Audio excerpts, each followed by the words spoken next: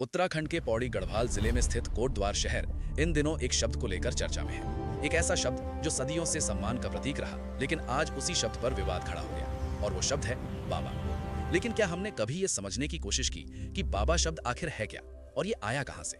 दरअसल बाबा दुनिया के सबसे पुराने और सबसे सहज शब्दों में से एक है। जब कोई बच्चा बोलना शुरू करता है तो वो सबसे पहले बा, पा, माँ, दा जैसी आसान आवाजें निकालता है।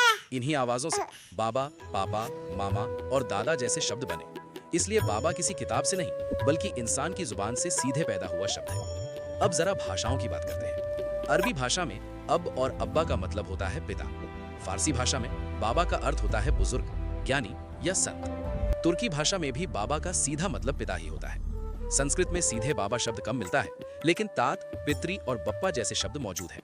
संस्कृत से निकली प्राकृत और अपभ्रंश भाषाओं में बाबा जैसे सरल शब्द आम लोगों की जिंदगी का हिस्सा बन गए। हिंदी और उर्दू में बाबा शब्द सम्मान, अपनापन और श्रद्धा के लिए बोला जाता है। भारत की लगभग हर भाषा में बाबा शब्द मिलता है, चाहे वो हिंदी हो, बंगाली हो, मराठी हो या पंजाबी। लिपि अलग हो सकती है, कहीं देवनागरी, कहीं अरबी फारसी तो कहीं रोमन, लेकिन बाबा शब्द का भाव हर जगह एक ही है, सम्मान और स्नेह। इसलिए किसी एक शहर, किसी एक राज्य या किसी एक समुदाय के आधार पर इस शब्द को देखना, इसके असली अर्थ को समझे बिना फैसला करना है। बाबा किसी एक धर्म या पहचान का नहीं, ये इंसानियत का शब्द है।